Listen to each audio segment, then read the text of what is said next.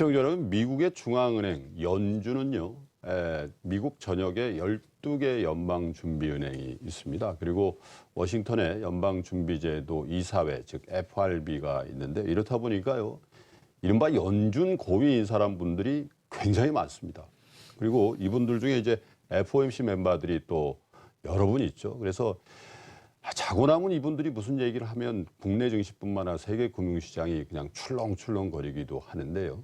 최근 들어서 이 연준 인사들의 이 매파적인, 그러니까 금리 인상할 때가 됐다, 금리 인상해야 된다, 이런 발언들이 이어지면서 우리 증시에도 굉장히 부정적으로 영향을 미치고 있는데요. 그 속내도 좀 들여다보고요. 그 외에 국제금융 이슈들 좀 점검해드리도록 하겠습니다. 키움증권의 홍춘욱 이코노미스트 오늘 오셨습니다. 어서 오세요. 네, 안녕하십니까? 연준 인사들은 뭐 이렇게 좀 번호표를 주든지 해야지, 이거 막 여기저기서 그냥 막 얘기를 해가지고 이거 어떻게 된 겁니까? 네, 특히 그 비둘기파들의 전향이 잇따르고 있는데요. 전향. 예, 어제 금요일이군요. 금요일 날 미국 시장을 사실 흔들었던 건 로젠그렌 보스턴 연은 총재였습니다. 그러니까 예. 12개의 연방준비제도 이사회 지역 은행들이 있는데 그 중에 하나가 이제 보스턴 연준이죠.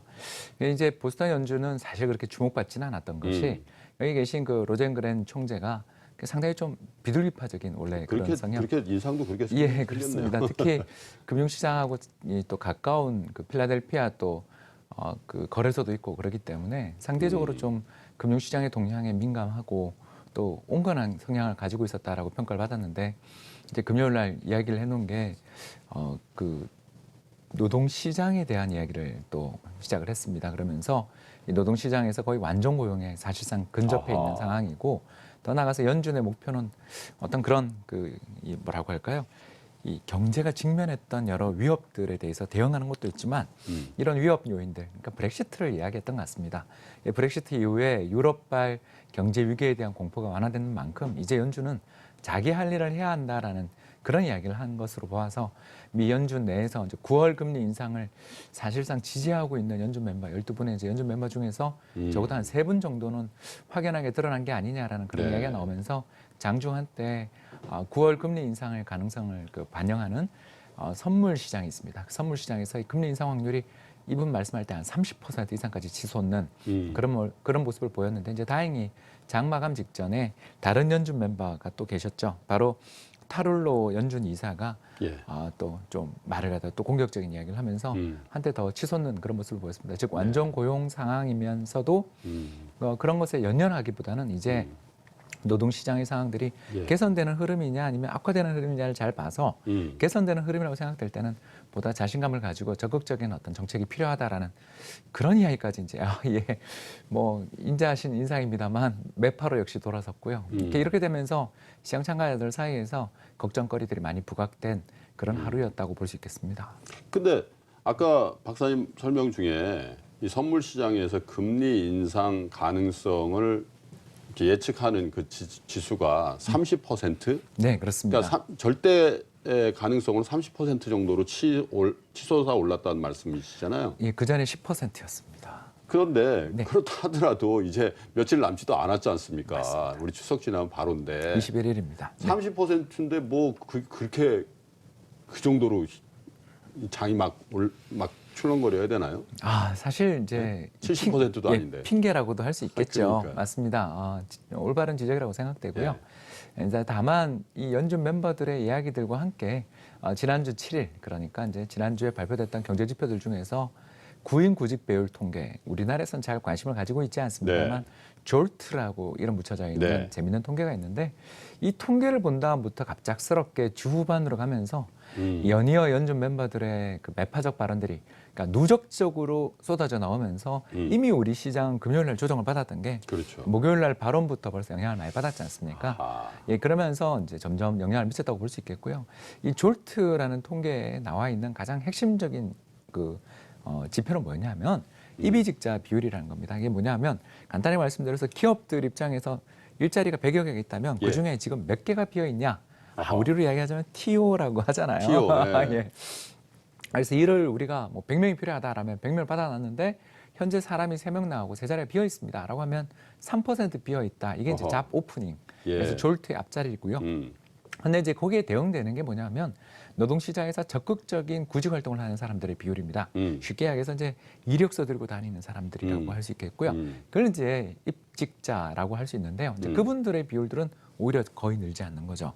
다시 말씀드려서 2009년 대불황이 시작된 다음부터 이후에 지속적으로 기업들은 이제 점점 마진들이 확대되면서 특히 저금리, 저유가 환경 속에서 기업들 이익을 많이 벌었거든요. 그러니까 잡 오프닝이 많아졌다는 얘기죠. 그렇습니다. 네. 잡 오프닝은 많아졌는데 반면 그 자리에 매칭되는, 그러니까 쉽게 얘기해서 그 일자리에 인터뷰를 보러 가는 사람들의 숫자는 점점 줄어드는 그런 게 지난달 통계에 아주 확연하게 드러난 거죠.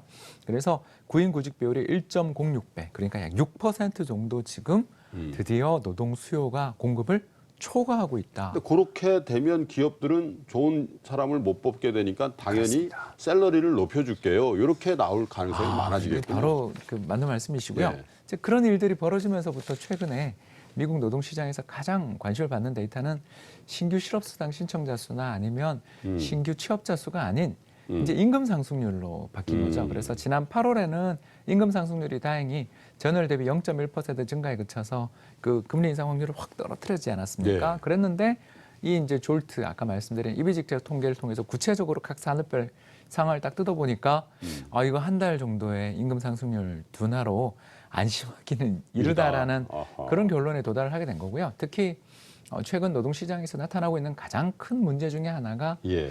이게 이제 미스매치, 우리가 이제 흔히들 이야기하는 예. 아주 강한 상태와 약한 상태가 만났을 때 이거 저기 토너먼트에서 미스매치가 발생했습니다. 그렇죠. 뭐 그런 이야기도 많이 하지 네. 않습니까? 그런 것처럼 미국 근로자들 노동시장에서 나타나고 있는 기업들의 태도들을 보면 이게 굉장히 그 고학력자들 우리랑 좀 다릅니다. 네. 우리는 언제 이렇게 되는지 잘 모르겠는데요. 미국의 4년제 대학을 졸업하신 분들의 실업률을 보면 2.7%. 거의 완전 고용도 모자라서 인력 부족 상황이고요. 우리하고는 완전 차이군요. 거꾸로 돼 네. 있죠. 반대로 이제 미국의 고졸 미만, 그러니까 고등학교 졸업을 못한, 그러니까 우리도 다 이야기하지만 입학은 쉽지만 졸업은 어려운 환경이다 보니까 네. 졸업하지 못한, 그러니까 중졸 학력 분들의 실업률을 살펴보면 7.2%, 그러니까 반대죠. 그러니까 완전- 저학력자들은 어디 갈 데가 없는 거군요. 그렇습니다. 그래서 왜 이런 일이 벌어지는지 미국 내에서도 엄청난 논쟁이 이루어지고 있고요. 네. 실제로 이번에 이제 나온 샌프란시스코 연준에서 나온 재밌는 보고서를 제가 한번 봤는데 그 보고서 내용을 보니까 간단합니다. 최근 들어 2008년 대불황 이후에 글로벌 금융시장의 수많은 기업들, 수많은 참가자들이 다 이익은 많이 내면서 자사주는 사는데 정작 투자는 안 한다는 이야기 많이 들으셨죠. 예. 그러다 보니까 이제 기업들이 투자는 안 하는데 매출은 내야 되잖아요. 네. 자, 이럴 때 가장 좋은 방법이 뭐겠습니까? 간단하죠. 생산성이 높은 뛰어난 인재를 미국 내에서 구하든가 미국 내에서 못 구하면 인도를 비롯한 동아시아 해외에서. 각국의 공과대학 출신들을 뽑는, 한마디로 말해서 고학력자 위주의 어떤 고용 패턴들이 벌어지면서 이제 최근에 그 미국 내에서 나타나는 아주 심상치 않은 현상들이 뭐냐면 관리자들, 슈퍼바이저라고 부르는 관리자들의 임금보다 그 밑에 엔지니어들 임금들이 아주 가파르게 오르고 실제로 아까도 말씀드린 것처럼 8월 달 미국 임금 상승률이 0.1%에 그쳤다라는 말씀을 드렸는데 사실 그걸 세부 산업별로 뜯어보면 IT나 제조업 같은 데 임금들은 다 0.3, 0.4씩 그러니까 연간 기준 5%씩 가까이 오르는 급등세들이 나타나고 있는 걸 보면 이 연준 멤버들이 가지고 있는 좀 걱정거리를 좀 우리는 물론 공감은 안 됩니다만 이해할 수 있지 않나 그런 생각이 들었습니다. 그러니까 결국 이제 이 노동 시장에 대한 표면적인 지표들 말고 그 이면을 이제 들여다 보니까 이 기업들의 이 그 구인에 드는 노동 비용이 계속해서 올라가고 있기 때문에 이게 확산되면 인플레이션으로 이어질 거고 그렇기 때문에 금리를 선제적이라는 말씀이 좀 맞는지 모르겠습니다. 어쨌든 금리를 올릴 때가 됐다라는 어떤 힌트를 제공받는다 이런 말씀이시군요. 네, 그런데 이제 힌트가 왜 이렇게 갑자기 과격하게 나왔을까? 네. 그 답은 우리가 다 알고 있죠. 최근 연준 멤버들의 말들의 공통점들은 나스닥 지수가 또 사상 최고치를 연일 갱신했지 않습니까? 그러면서 특히 반도체 주식이 52주 신저가 기준으로 해서 연중 기준으로 해서 지수 자체가 50% 이상 급등하면서 최근 들어서 다시 2000년 IT 버블이 다시 재현된 거 아니냐라는 그런 우려들이 부각된 것도 컸죠. 그러면서 이제 최근 들어서서 자산 시장의 버블 가능성에 대해서 대응하자라는 말들이 이미 지난 목요일 날 밤에 나왔고 거기에 이제 금요일 날까지 연이어서 이런 특히 아까도 말씀드렸습니다만 이 비둘기의 전향은 가슴이 아프지 않습니까? 그래서 음. 로젠그렌 그 총재의 발언이 이제 비둘기파들까지 돌아선 거 보니까 9월은 몰라도 올해 12월은 확실하구나. 이렇게 투자자들이 걱정을 하게 됐고 또 이렇게 금리가 상승하게 되면 미래의 성장 잠재력을 가지고 현재 높은 밸류에이션을 적용받는 저희들이 이제 이른바 성장주라 불리는 주식들 있지 않습니까? 그래서 미국 지난 주말에 금리 인상이 벌어지게 되면 상대적으로 밸류에이션 고평가 논란에 시달릴 수 있는 바이오테크랑 그리고 IT 기업들이 집중적으로 주가 하락을 받게 된 것도 이런 요인에 의해서 영향을 받은 게 아닌가 싶습니다. 근데 저는 그 부분에 대해서는 다소 그 쉽게 이해가 안 되는 게 네. 원래 금리를 올리면 전체 주식시장 예를 들면 주류 뭐 예를 들면 다우지수나 S&P 지수에 포함되어 있는 뭐 대형주라든지 뭐 이런 쪽에 손상을 먼저 줘야 되는 거 아닙니까? 바이오주 뭐 최근 들어 많이 빠져 있는데 우리로 치면 코스닥 같은 나스닥에 있는 성장주들이 더 된서리를 맞아야 될 이유가 있습니까? 그것도 지당하신 말씀인데요. 예. 시장 참가자들은 결국 이제 인기 투표 아니겠습니까? 네. 그래서 최근 들어서서 가장 주가 급등은 정보통신주였다라는 것이 걱정거리였던 거고요. 네. 이제 두 번째 특히 유력 네. 후보 중에 하나인 힐러리 후보가 지속적으로 그 의료보험제도 관련돼서 약가 인하에 대한 이야기들 계속 나온 것들도 바이오테크 주식들의 조정 요인이었다는 건 분명합니다.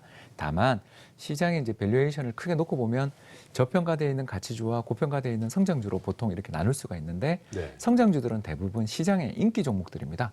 시장의 인기 종목들이란 결국 뭘 의미하냐면 지금 현재 이익도 좋지만 향후 미래 이익 증가가 기대되는 그런 종목들이고 이런 종목들의 어떤 가치 평가에는 대부분 현재 이익보다 미래 이익들이 많이 네. 포함되어 있다고 볼 수 있겠고 이 미래 이익들에 대한 할인율이 결국 이제 내년에 벌어들일 10,000원과 올해 벌어들인 10,000원은 차이가 있잖아요. 네. 그러니까 그런 것들을 금융시장에서는 이자율로 보통 할인합니다. 그래서 이자율이 낮으면 낮을수록 성장주가 더 유리하다. 이게 이제 최근 2010년부터 시작됐던 글로벌 성장주 장세의 원동력이었다고 볼 수 있는데 네. 최근 미국 금리 인상에 대한 우려가 부각되고 특히 인플레 우려가 부각되면서 시장 금리가 반등하고 이 과정에 성장주에 대한 또 경고성 메시지까지 나오니까 이런 시장에서 어떻게 보면 지난주 금요일에는 약간의 악순환이 출현했다고도 볼 수 있겠습니다. 자, 근데 이제 이 미국 금리도 금리입니다만은 우리 주시장 내부적으로만 보면 사실 뭐 미국의 금리 인상 우려, 뭐 유럽 중앙은행의 정책적인 뭐 이 더 이상 어떤 그 완화적인 거 안 한다, 뭐 이런 얘기들이 겹치면서 그렇습니다. 글로벌 증시가 다 빠지면서 빠지긴 합니다만은 우리 내부적으로는 역시 삼성전자 맞습니다. 이 개별 종목이 가지는 이 코스피 내에서의 어떤 영향력이라는 거, 꼭 지수에 몇 %의 영향을 준다 이것보다도 어떤 현재 장세에 대한 상징성이라는 게 있잖아요. 그렇습니다. 이게 훼손됐을 경우에 과연 이 상승의 추동력이 더 생길 수 있느냐, 이게 문제인 것 같은데 사실 이 홍춘욱 박사하고는 이 국제금융시장 얘기만 하기로 했는데 제가 너무 아쉬워서 여쭤봐야 되겠습니다. 이거 어떻게 봐야 되겠습니까? 네, 일단 두 가지 포인트 봐야 되겠죠. 첫 번째, 우리나라 시장에서 삼성전자 위주의 어떤 독주 현상들이 나타났던 가장 큰 이유는 결국 소형주가 시장 대비 상대적으로 언더퍼폼, 다시 말씀드려서 부진한 성과를 보이면서 대형주 위주의 자금 유입들이 일어났다라는 것은 일단 부인할 수 없는 사실이었고요. 네. 그러면서 대형주 중에서 전체 시가총액에서 20% 또는 코스피 200 기준으로 해서는 25% 비중 이상을 차지하는 삼성전자에 대한 매수가 계속 유입됐던 것이 첫 번째 요인이었고 여기에 플러스 알파로 아까 말씀드린 필라델피아 반도체 지수가 연 저점 대비 50% 급등하면서 네. IT 기업들에 대한 투자자들의 선호가 확대되며 그렇군요. 삼성전자에 대한 매수세가 촉발된 게 최근 삼성전자 강세의 가장 주된 수급 및 펀더멘탈 요인이었습니다.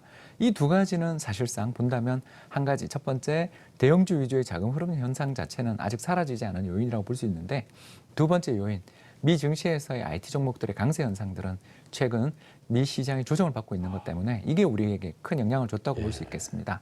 결국 매크로 또는 전체 거시 시장의 수급 측면에서 본다면 삼성전자의 급락을 갖다가 설명할 수 있는 요인들은 그렇게 많지 않다고 볼 수 있겠고요. 결국 개별 종목 이슈, 바로 노트 시리즈에 대한 어떤 논란들 이런 것들이 삼성전자가 가장 강력한 어떤 그 메이커로서의 가지고 있었던 어떤 신뢰감 이런 것들이 최근에 약화된 것들 이런 것들이 큰 영향을 미쳤을 거라고 생각됩니다. 다만 이제 저희들이 우리가 여기서 좀 더 유심하게 한번 살펴봐야 될 부분들은 최근 들어서서 삼성전자의 어닝 그로스 그러니까 다시 이익 모멘텀들을 설명하는 아주 중심적인 그런 팩터들은 저희 반도체 애널리스트에 따른다면 반도체 부문에 있어서의 강력한 이익 성장이었다라는 것들이 네. 주된 논거였습니다. 그렇다면 핸드폰 부문에서의 분명 어려움들은 있다 생각됩니다만 이 정도의 급락이 과연 이게 타당한 수준인가, 이성적 수준인가에 대해서는 아까 말씀드렸던 두 가지 요인, 수급과 글로벌 증시의 반등이 나타날 때 한번 주의 깊게 체크해봐야 될 부분이 아닌가 생각됩니다.